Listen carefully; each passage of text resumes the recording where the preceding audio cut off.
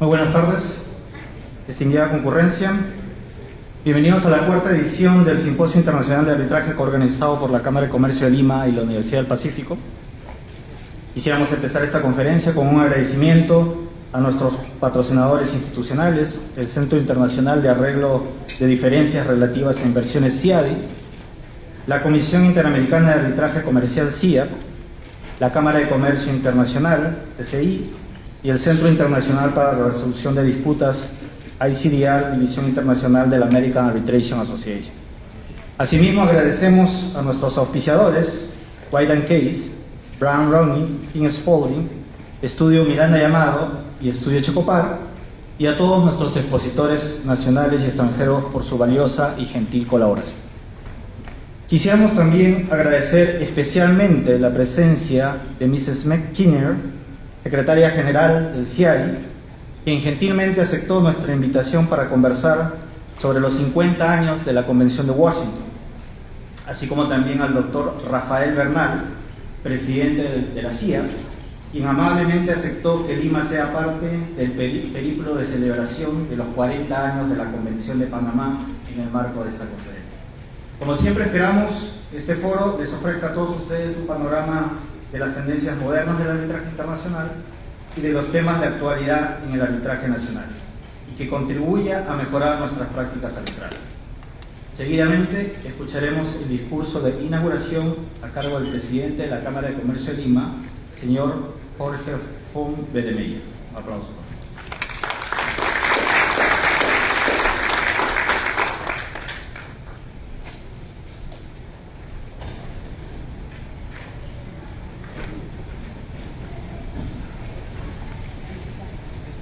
Muy buenas tardes a este selecto público para un tema tan importante y tan interesante. Doctora McKinney, secretaria general del Centro Internacional de Arreglo de Diferencias Relativas e Inversiones, CIADI. Doctor Rafael Bernal, presidente de la Comisión Interamericana de Arbitraje Comercial, CIAC. Señores expositores nacionales e internacionales, señores árbitros, señoras y señores. Por cuarto año consecutivo, el Centro de Arbitraje de la Cámara de Comercio de Lima organiza, con el apoyo de la Universidad del Pacífico, el cuarto Simposio Internacional de Arbitraje, en el que participarán expertos y académicos nacionales e internacionales de organismos corporativos privados que están vinculados a la resolución e intermediación en litigios que suelen presentarse en las inversiones. La inauguración de este simposio coincide con la antesala del 50º del CIADI y con el 22º aniversario del Centro de Arbitraje de la Cámara de Comercio de Lima. Coincide asimismo con la reunión anual de gobernadores del Banco Mundial y del Fondo Monetario Internacional, que se realiza en nuestra capital hasta el próximo domingo 11.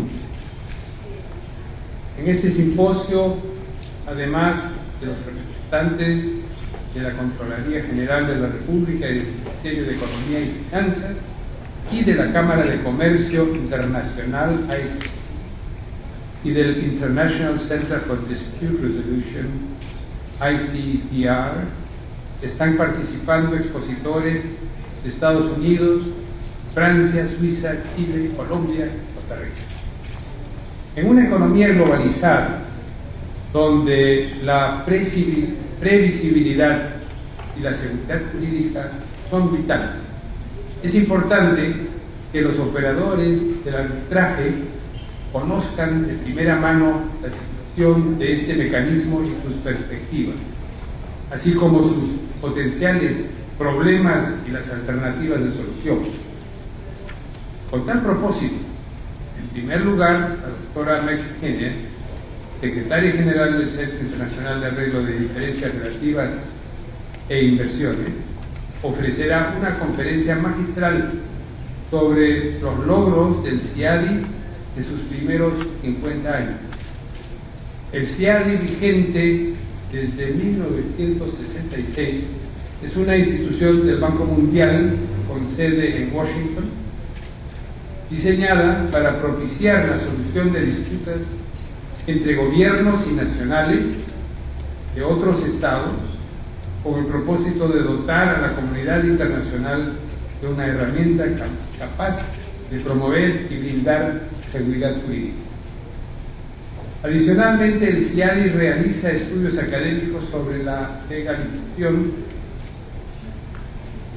arbitral y elabora publicaciones sobre el arreglo de diferencias en las instituciones internacionales, sentando en muchos casos jurisprudencia para la solución de las diferencias. En la primera mesa de debate, integrada por 6 expositores de Perú, Estados Unidos, se analizará el impacto de las resoluciones del CIADI en la seguridad de las inversiones. En esa misma línea, en una segunda mesa, integrada también por 6 expertos de Estados Unidos, Costa Rica, Francia, Chile y Suiza, se debatirá en torno a la confidencialidad y la transparencia en el arbitraje. Respondiendo al avance del comercio internacional y a la necesidad de encontrar nuevas formas congruentes con una realidad mundial, hace 40 años la Organización de Estados Americanos organizó en Panamá la primera Convención Interamericana sobre Arbitraje Comercial Internacional.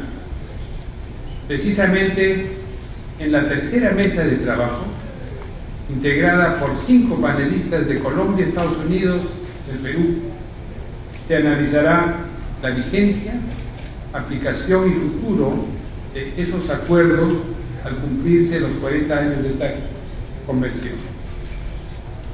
Mañana, miércoles, se llevarán a cabo 2 mesas de trabajo. En la primera, 5 expertos nacionales abordarán temas relacionados a las reglas y prácticas internacionales en la perspectiva de los nuevos paradigmas y desarrollos de arbitraje.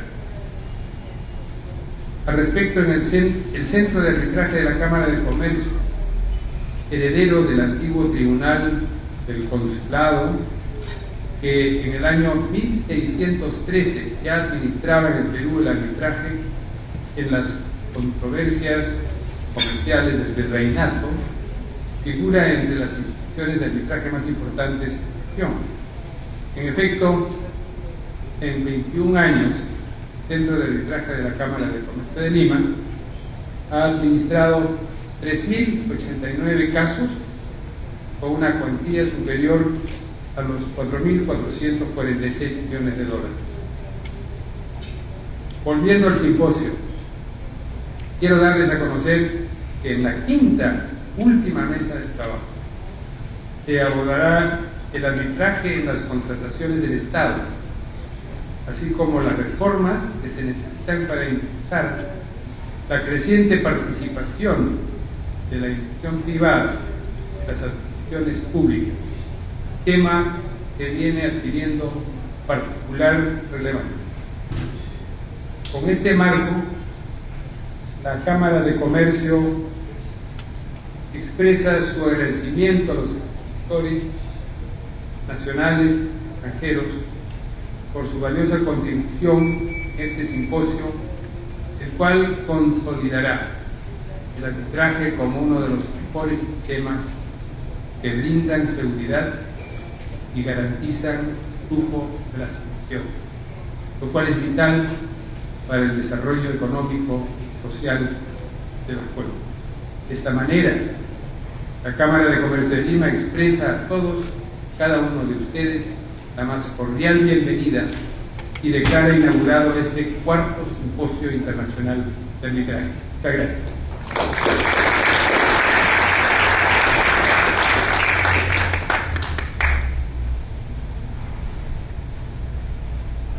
Bien, muchas gracias a nuestro presidente de la Cámara de Comercio de Lima. Vamos ahora a pasar al primer panel. Voy a invitar agradezco a la mesa de honor que nos ha permitido inaugurar, porque van a tomar unas fotos antes. Y luego inmediatamente invitamos al primer panel para escuchar la conferencia magistral de la Secretaria General del CIADI.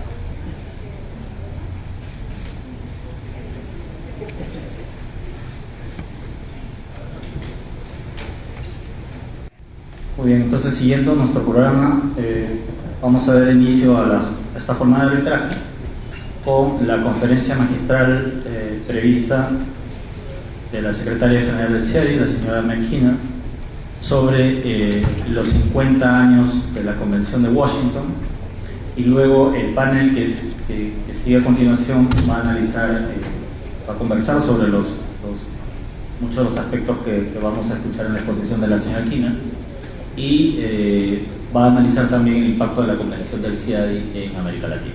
Entonces, dejo con ustedes a la señora McKenna, secretaria general del CIADI.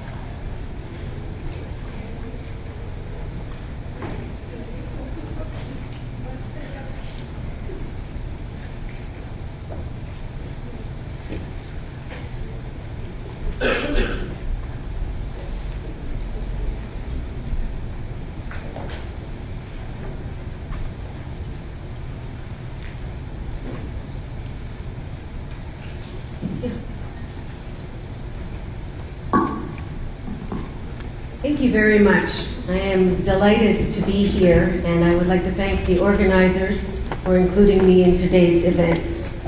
I would also like to take a moment to thank our hosts from Peru for organizing and hosting the World Bank IMF annual meetings.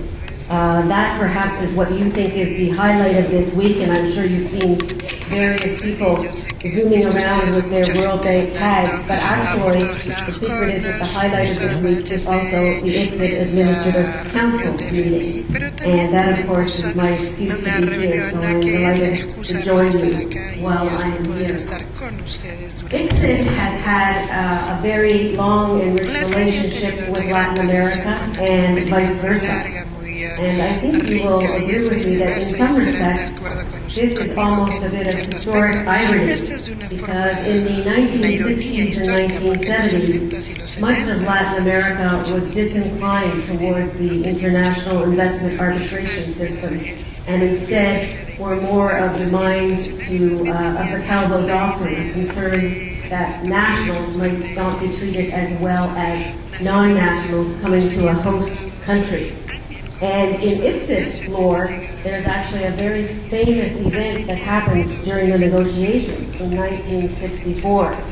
And that is called the No de Tokyo, pardon my translation there.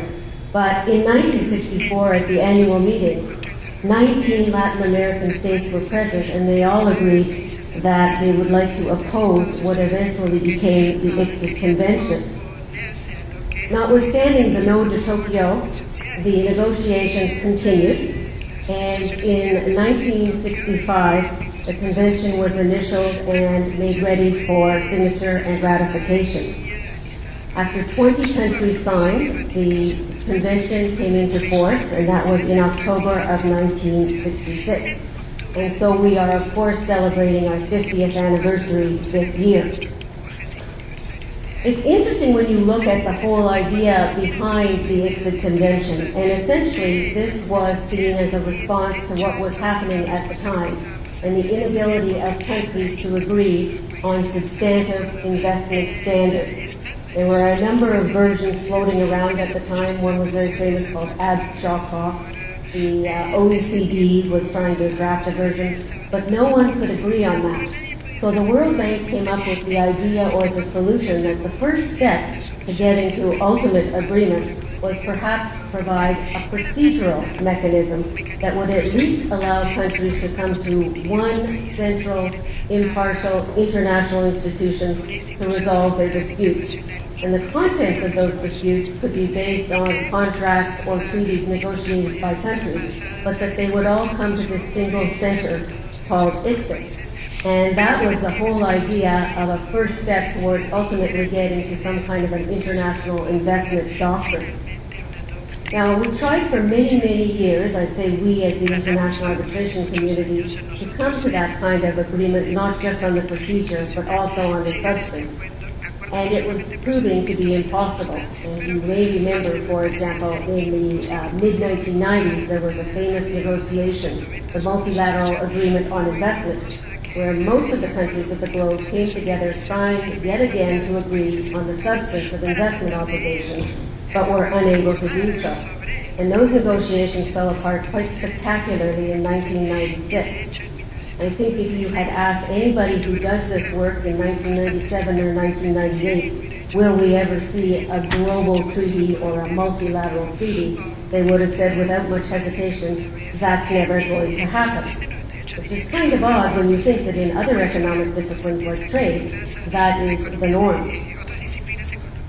So as a result of that, when you look around today, it's almost ironic or at least surprising, or what we're seeing is that we actually are, perhaps way behind schedule, but slowly getting to, if not a multilateral system, at least a plurilateral system. So in some respects, I often say we are almost backing into that multilateral agreement. And we will see what the next decades bring, whether we fully go to this. But I put forward to you as evidence, for example, the U.S. and European Union negotiating a trade agreement and the amount of trade that would cover.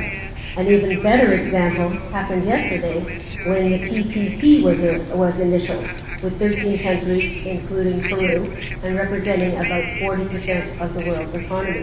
So you are slowly seeing these rings of broader regional treaties coming to the fore, and happily, they almost always contain ICSID clauses. ICSID itself was set up as the only institution mandated by states to administer international investment treaties, and it has proved itself the world leader in the field. It has done 70% of all known cases. Most of these are under the ICSID Convention and ICSID Additional Facility, but ICSID has also administered cases under the UNCITRAL arbitration rules and ad hoc investment cases. By all respects, the ICSID mechanism has been an extraordinary success, and in particular that is shown in terms of membership. We have gone from 20 ratifying states in 1966 to a current total of 151 member states, and I am very certain that you will see ICSID continue to grow in the next year. In terms of Latin America, what we have seen is that Latin American states joined ICSID more in the 1980s and 1990s. And so when you look at the map, and in particular the Latin American portion of that map, you will see that currently there are 23 member states from the Central America, South America, and Caribbean region, what we often call the LAC region. We also know that 3 member states from South America have been the only states to denounce the convention, and that has been Bolivia, Ecuador, and Venezuela. So we have huge global membership and huge experience in investment arbitration. One also should remember how very new this whole field is. In fact, while we hear that the investment debate is very active today and sometimes a very energetic debate, the fact is that the first case of ICSID was only registered in 1972, and it was a case based on a contractual dispute. In 1977, the first award was rendered at ICSID. In 1984, the first case based on an investment code was registered at ICSID, and the first treaty case was only registered in 1987, and that was the very famous shrimp farm case against Sri Lanka. So if nothing else, it's important to remember in all of this swirl of debate about investment arbitration that we are still in a very new discipline, which really has a case law that is probably less than 25 years old.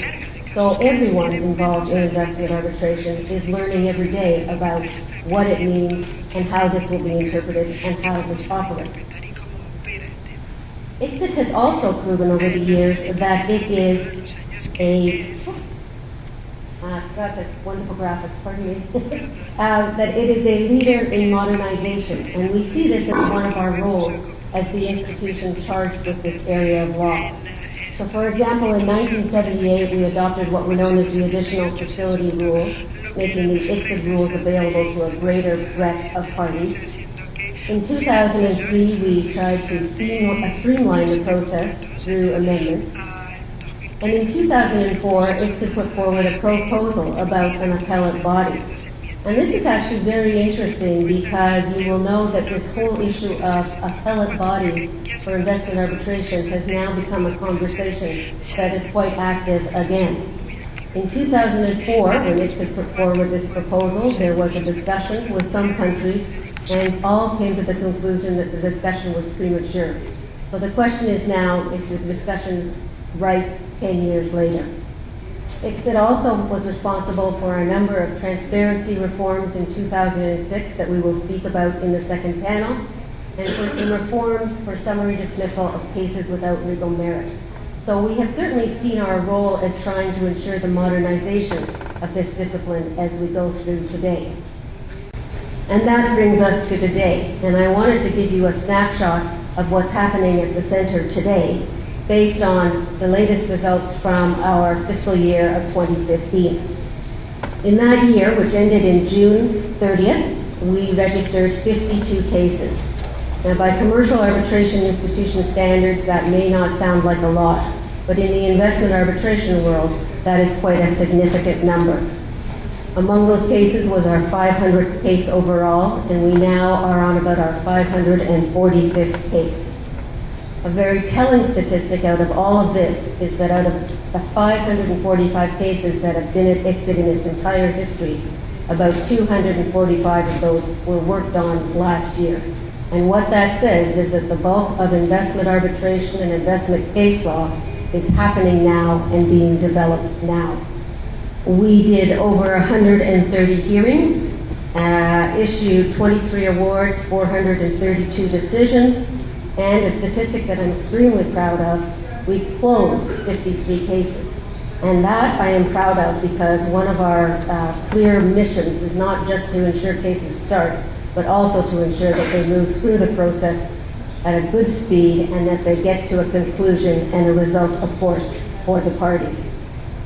We have also increased a lot of the outreach or publications that we do. And this, of course, is part of the secondary role of ICSID to try and contribute to the discipline at large and to understanding what investment arbitration is and what it could be. To turn a little bit then to the Latin American context, we saw, of course, the big change in the 1980s and 1990s when Latin American states started to join the ICSID convention. And of course, much of this was in the context of economic policy changes that started to look at deregulation, at liberalization generally, and at privatization. And in those years, you saw that Latin American states started to sign a number of bids offering investor-state dispute settlement with ICSID. And you can see from this chart that in particular, Argentina signed 58 treaties. We have Chile with 50, Uruguay with 31, and Peru with 29. So Latin American states certainly entered this discipline and began signing these investment treaties. Overall, the Latin American states have signed approximately 550 of the world's investment treaties, and that's out of an approximate 3,200, 3,400 treaties at large. So it's really almost 1/6 of the world's treaties are from this region. We also know that over time, the foreign direct investment flows into Latin America have increased. And this, of course, is much like the trends that we've seen in the rest of the world. In the last 20 years, foreign direct investment across borders has quadrupled. So this is a general trend that we are seeing. We're seeing as well, with increased foreign direct investment, an increasing role of transition economies and developing economies. We are seeing increasing diversity in who are claimants and who are respondents. And we are seeing increasing specificity in the treaties. They are very carefully now defining what the obligations are, and they're also carefully looking at procedure. So a modern investment treaty is a fairly different beast than what you might have seen in the early 1960s or 1970s. Most of these cases, as it has turned out, have been based on treaty. And that is probably not something many people would have expected in the 1960s. While the drafters of the ICSID Convention certainly expected that this kind of mechanism would be used for treaties, I don't think anyone expected the extent to which it would become a tool for dispute settlement in treaties.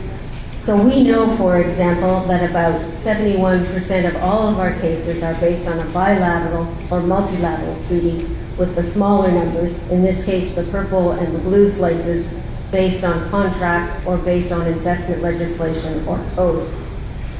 We also know that this is about the same pattern for Latin American states, and in fact slightly more cases, 78%, have been based on consent that's found in an international treaty.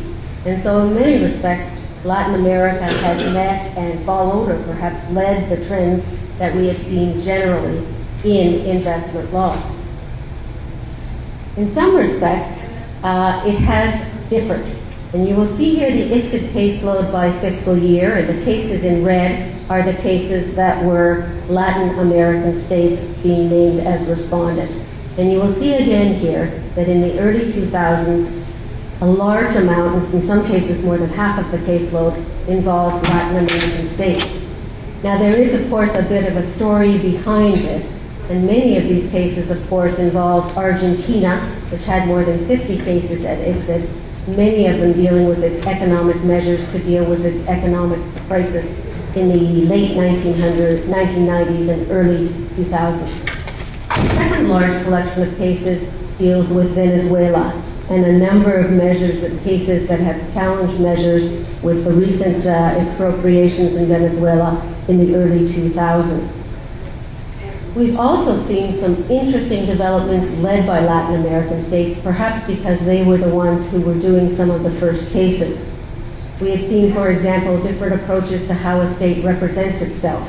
We saw the model of Argentina, which was to use an in-house defense team, and you will have one of their members here today to speak with you. We've seen Venezuela, who's basically used external counsel, and we saw Mexico, that put together in-house and outside groups of counsel. So we've seen how governments have pulled their forces together to defend the cases. We've also seen a very interesting and useful leadership role with Latin American states, looking now not just at the defense of cases, but also prevention. And so if you look at, for example, Dominican Republic, Colombia, and in particular Peru, they have all taken lead roles in saying, how do we prevent disputes, and how do we try and resolve them at an early stage if a dispute starts. And this is a really important lesson that I think a lot of other countries are looking at the Latin American models to say, what are the things that they are using, that they are implementing, and how can we do this? We also saw a lot of interesting legal lessons in many ways coming out of the Latin American cases. And while not exclusively, we saw, for example, cases that dealt with what is the defense of necessity in international and in public international law, what is the effect of a denunciation of the ICSID Convention, to what extent does an MFN, Most Favored Nation clause, bring in a dispute settlement provision from another treaty, what is the scope of the annulment remedy, what is the scope of the right to regulate, and is there regulatory chill, and what is the scope of transparency. All of these are huge issues in the international investment context, and many of them have been raised and considered in cases with Latin American respondents or claimants. So Latin America has certainly met and sometimes led on the trends. One trend that they are not leading on now, and probably pleased, is that in the most recent cases, we are rarely seeing Latin American states as respondents.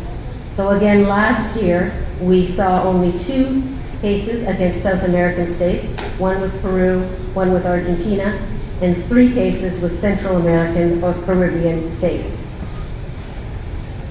We have also seen that Latin America has been quite similar in terms of the outcomes. And this is an important statistic that ICSID underlines all the time. People talk about investment cases, but they don't talk about what are the outcomes of the investment cases. And essentially the outcomes are shown empirically time after time to be roughly half in favor of the claimant and roughly half in favor of the respondent. And we have seen this again in the Latin American context, with roughly half to slightly half upholding the claims. So that trend has held solid. Finally, I wanted to just flag some of the issues that we are seeing in investor-state arbitration generally and why it is such an interesting discipline for those in this field.